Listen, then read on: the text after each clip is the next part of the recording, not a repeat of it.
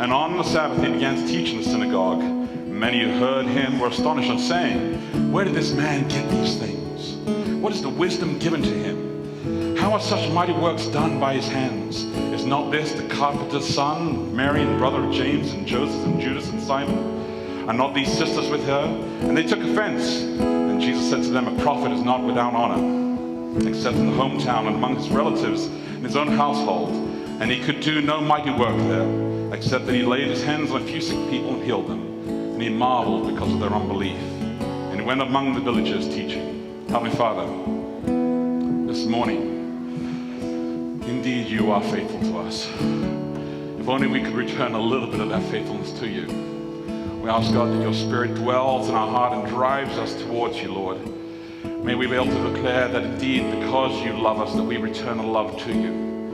That we know that inside the prayer and inside the moment, inside our moments right now, that you are with us. We ask this in Jesus' most precious and beautiful name. Amen. There's something really beautiful about prayer, right? It's just really, really beautiful when you be able to. My microphone cut in and out. It is. Does that mean that it's all good? All right. We'll see how it goes. I do enjoy it, though. I do enjoy prayer, and I do enjoy the ability for us to be able to... It just cut out again. Maybe we should move from Duracell to Ever Ready. Because Ever Ready says that they're always ready. Oh, that could be me. No, not me.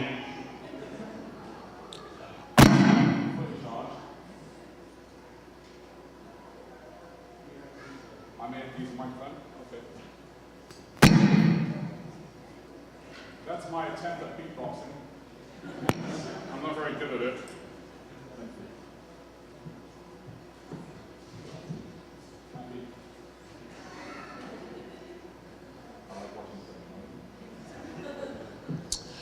Happy New Year. All right. Good. Is there a little bit of a feedback going on here? I can feel like a high-pitched noise is about to enter my ears as well as yours.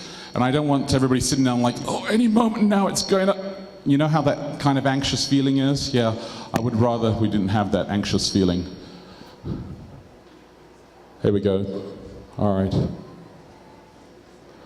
Well, good. I feel better now. You guys feel better? I still feel like there's a little ring at the top up there. We'll let Kevin work on that, and I'll continue here.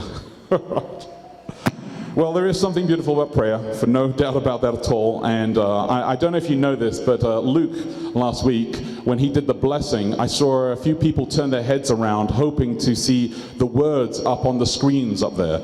But Luke memorized the entire blessing, which has laid the kind of gold standard down for Dennis Bartz today. Where's Dennis sitting? Yes.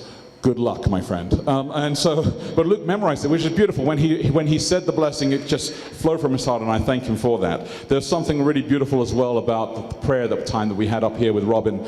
And Robin, we are going to hold you in prayer every day, and for Wednesday as well, and we know that God will be with you. And his angels will be with those doctors in the hospital, and God will bless everything that's taking place there. I went and saw Gene Stafford on Thursday night. He broke his ankle a couple of days ago. He was at the Medical Center of the Rockies up near Loveland, and he's doing well. Good spirit. They didn't even put him under. They just injected him, and he said he could feel that they were doing something down there in his mind, but he couldn't feel anything physically, which is a great skill that they have. And I'm glad for that as well. And before we enter into the message as well, I just want to thank the strings. Weren't they beautiful? Yeah, they were wonderful. Good, yeah. I hope that we'll see them a lot more, and they'll take part in that. So, we continue our series today, and it's on safety nets. Safety nets is a series that we're continuing, and we're looking at Mark chapter 6. And maybe you had a chance to be able to read it. And if you haven't, then grab the card in front of you and make sure you're able to do so next week for the passage as well. Mark is under rapid fire.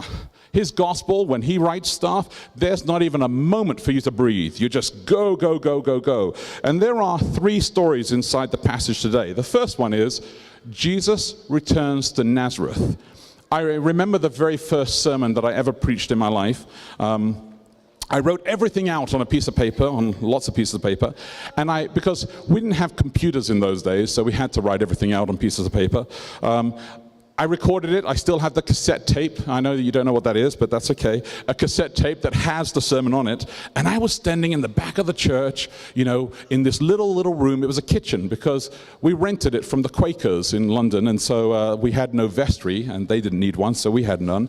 And at some point, somebody opened the door rather violently in this very small kitchen, and all my sermon went flying across the floor. Lesson 302. Number your pages. That I did not. I was preaching on the second coming of Christ, and I remember sliding the page over and suddenly thinking to myself in that split second that this made no sense whatsoever. The page order was wrong. I didn't have the common sense or the wherewithal to say, let me just fix this for 1 second. I just continued. And I think the members, just kind of pieced their own sermon together that day. Well, I think he was saying this. I will say this, that this is my home church, and it's the same home church that many, many years before, a preacher got up and was preaching a sermon and then decided to stop. And he stopped and he walked all the way to the back of the church, and nobody woke up for about 10 minutes. And after the silence, they thought, I think the sermon's over. And then they woke up and he came forward again. And so that was my home church. It was a wonderful experience as a child. But yeah, no, they realized that I had done this and it had moved on. But in those days, we weren't called pastors when we were an intern. We were called Mr. de Oliveira until the day you were ordained. And to say the least, it was a bit of a rough experience to begin in that way because they sent me back to my home church when I first started ministry. Now that's a no-no. You never send them back to your home church because we read the Bible. You're not welcome at your home. And so we did. They then sent them there, and it was a rather awkward couple of years in my life, and someday I'll tell you some more of the stories inside there involved in there. But you notice in the story of Mark that they don't say a single word negative about Jesus, because he must have been an amazing boy inside that town. No. Their concern is that he was a carpenter, and this carpenter now comes back with such wisdom and strength. I wish that was my problem when I went back to my home church. I had strength, but no wisdom. And so I went back there and survived. But Jesus comes back, and he has wisdom and strength. And it was just phenomenal, and they couldn't handle it. He was faithful to the good news, and they couldn't handle it. Story number 2. Jesus sends out the 12 apostles, knowing just how to tell the good news and the reactions to the good news. He knew that they should go out 2 by 2. I was sitting with the pastors, actually. We had the retreat that Pastor Craig Carr pulled together for all the pastors in Rocky Mountain Conference earlier this week. And we had a couple of days together, and I was talking to a couple of the ministers and saying, I wish that we always did ministry in pairs, that we always did it in teams. It can be rough when you're out there by yourself. When you're doing ministry at any type of shape or form, any level in the church, you should always be doing it in teams. And we do that. I wish, in fact, that our schools worked better together. Just imagine if there was 2 schools that were only a couple of minutes apart from each other. What's that name? Brighton and Vista Ridge. I know. We won't talk about that either. But just imagine if they did work together, how phenomenal they would be. We should pick it. So, being in a team is much better. Jesus knew this. He sent them out that way. The third story is the story of the death of John the Baptist. Nothing's really recorded about John's final moments. What we do know that in the reading that he was steady and he was strong because of the good news, the gospel life of John. And we talked about this last week a little bit. He did not reject the news. When John heard the good news, there was nothing that he could do but share it. It sustained him. It kept him faithful to the end. In fact, John the Baptist understood that Jesus was the house of meat and the house of bread all together. The good news was the bread of life. Now, there are some breads out there. In fact, I think Pastor Jay, on his way, has a little surprise for all the kids, and he's going to come back with that surprise. And what I will encourage all the other parents and the people close by, if they're not your child, step away. Just resist and let the kids enjoy this particular moment. Now, I'm a huge fan, and you can tell me this, I'm a huge fan of German bread. Anybody like German bread? See, German bread is good bread. It's hearty bread. It's fantastic. I have to admit this, and I hate to admit this in public, but I also like French bread. I wish I could say that I like English bread, but we don't really have English bread. We just go across the border, get it from France, bring it back and say, we'll say it without an accent. But we do have a little piece of bread. I mean, we have a loaf called the Hovis loaf. And they sell it in the supermarkets, and it's really nice. But it's not as good as the German bread, or dare I say it again, the French bread.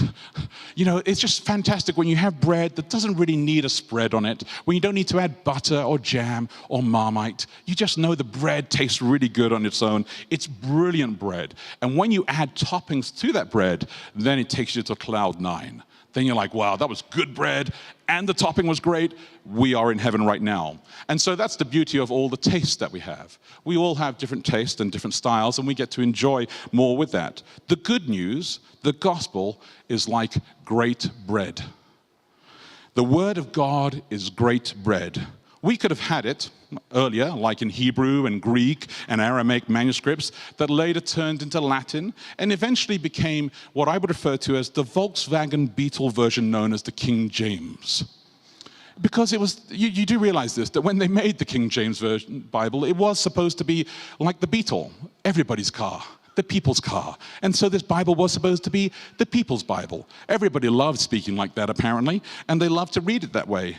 But just as the Beetle has had its time, 300 years passed by with the King James, and then we went crazy with our toppings. Oh my goodness, we have so many different Bibles now. I mean, we have Bibles for the women, Bibles for the men, Bibles for kids, for action players, for cooks, for mechanics. We have Bibles for short people and tall people, Bible for good-looking people like myself. I mean, all sorts of Bibles. That's funny. There are all sorts of Bibles that take place outside there. Thankfully, the bread is strong and can handle all the different toppings. But here lies our dilemma. What if we're not eating good bread? Right? What if we're not eating good bread? What if we're eating that Wonder Bread? You know, the Wonder Bread that's actually artificial? What if you've gone to Subway, dare I say it, and you've eaten that bread that has plastic built inside it? You know this? They just removed the plastic a few months ago. They made their bread and they have plastic inside the bread so that it would last longer inside you forever. But they just admitted this and removed it. So what if that was the kind of bread we're eating when it comes to good news? What if we don't understand what the good news is about? And how do we stay faithful all the way to the end? Well, let me give you some history here with Roman good news. Julius Caesar, made famous by Shakespeare, never became emperor because he was what? I can see you all read Shakespeare. What happened to Julius Caesar? He was assassinated. He was assassinated by Cassius and Brutus in 44 BC, which is where we get the famous phrase, et tu, Brutus. And you, Brutus, of all people. And if you've ever watched a Shakespeare play or been part of one, then you'll know that it takes about an hour for them to die because they run around saying, yes, I die, I die. And they run to the other side of the stage, I'm still dying. And that's the way it goes on. But there was civil war in Rome. Octavian and Mark Antony were the allies, and they struggled together quite a while until there was a power struggle. Then they split. And as a famous battle on September 2, 31 BC, Mark Antony lost his edge. He lost a battle to Octavian out at sea, and he went running home to Cleopatra in Egypt. And as a result of losing the battle, they decided to take their own lives. Imagine now that you lived in Rome at that time. Imagine all the alliances that you would have to be made and to be broken. Were you on Julius Caesar's side and his son, Octavian? Or were you on Mark Antony's side? It is, and I would suggest that it is more scandalous, more difficult than the TV series West Wing, Scandal, and House of Cards rolled into one. That's the kind of pressure that they faced. The fact that you all went, oh, means you watch it and I'm going to pray for you more. They also did not have the internet. So the messengers would rush out and everybody would wait. Now, what is the phrase? What is the phrase in Roman times? Wait for it. Can you guess? What is the phrase that everybody would use? It would be good news. Isn't that interesting? When the messenger arrived, he would say, I have good news. Good news because it was the mantra for the Octavian. He had won the battle. He was now emperor of the world. Good news. Good news, his victory is over all his enemies. Good news, peace is at hand. Good news, he will soon be named Augustus. Good news. And for those of you who are into spelling bees and love etymologies, the word gospel derives from the Old English word Godspell, meaning good news or glad tidings. That's what it's about. So when you open Mark, the Gospel of Mark, and you read the very first verse, gospel is often interchanged for good news. Depends on which Bible you're actually reading inside, but the same idea is inside there. So in my personal Bible, the ESV, I will read in the beginning of the gospel. But inside the NIV, it says, in the beginning of the good news. Good news and gospel are one and the same thing. Is the gospel good news? Is good news today the gospel? Are you like, oh, I just heard the gospel, that's good news? Is Christianity even good news? Is that good news and good bread or has everything been stripped away? Do you feel you need to add something to the gospel in order to make it really good news? At the time of Jesus, it was good news. And I contend that today, it is still good news. It will always be good news. But, unlike Pastor Jay, we don't know how to bake bread well. We disguise our bread with even more complex toppings. And sometimes we even toast the bread. You know what? That's why you toast bread, right? Because the bread tastes so bad, you have to toast it. Then it's like, now it's good bread again. And that's what we do. We toast bread because it's not good on its own, which is the same for the good news. If you were supporting Mark Antony instead of Octavian, who would you be on? Which side would you be on? How would you feel when the good news arrived? Would you be like, wow, Octavian Augustus is now in charge. I feel so good about that. Is the good news good for you? Do you think that you would respond to the good news by saying, good news was okay for him, but not okay for me? Well, this is the difficulty. When the messenger arrived and told them the good news was never a proposal. Good news was never a suggestion. Good news was never politically correct. Good news always caused a reaction. Good news demanded a response. And good news showed that the world would never be the same again. Do you see that? Do you see that? The Apostle Paul understood this really, really well. He used a lot of toppings to express good news all the time. But he always delivered the bread. And by the time you got to the bread, you always understood that you were stronger for it. When you read, and he writes this in 1 Thessalonians, when you read one of his first letters out there expressing the good news, this is how they reacted. For they themselves, reporting concerning us the kind of reception we had among you, have now turned to God from idols to serve the living and true God, to wait for his Son from heaven, whom he raised from the dead, Jesus who delivers us from the wrath to come. The good news has changed the whole world. The true God is here. He has broken all the scientific rules you could ever imagine. He rose from the dead.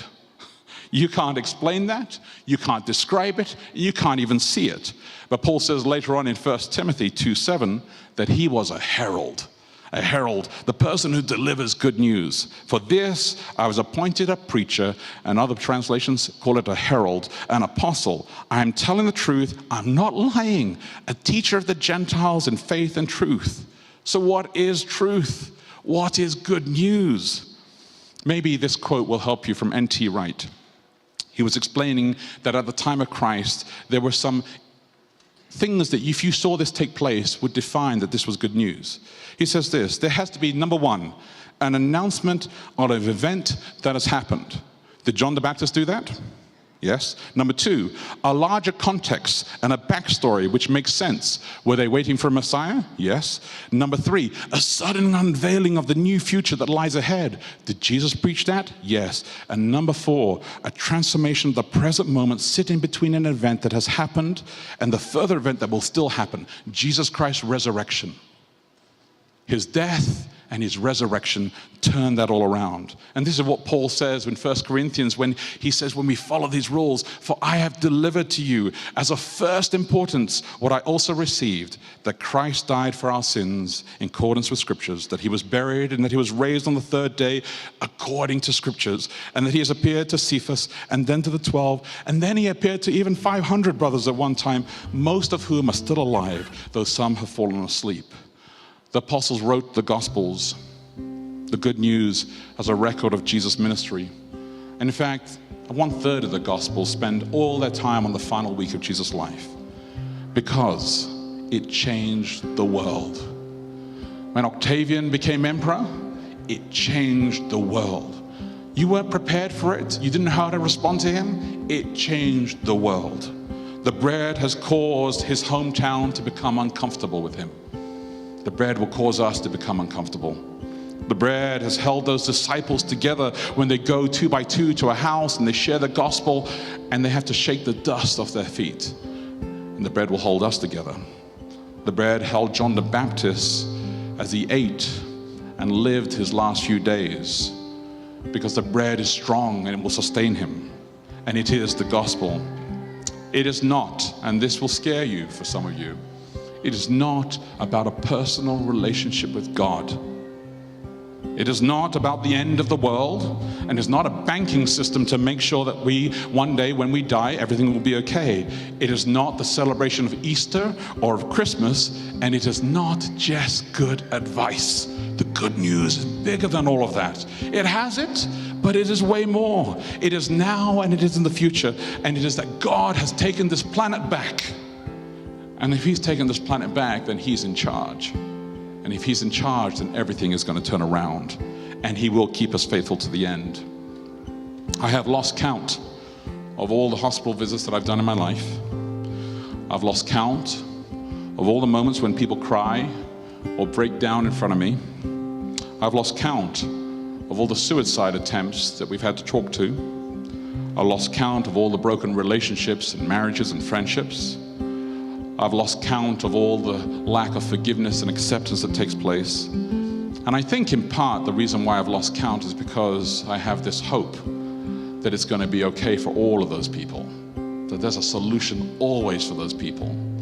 But I have never forgotten every time that I've stood by somebody and I have seen their last breath leave their body. I have never forgotten a burial or a service where somebody's laid into the ground. Because then I have to hold ever so tightly to the good news. Because the good news is that Jesus has broken every rule you could imagine. Everything that you think is normal. And he's taken this planet back. And I hold to that bread and that good news that Jesus is always going to be faithful to the end. So today I have one question for you. Who do you know that needs to hear the good news? That's what you share.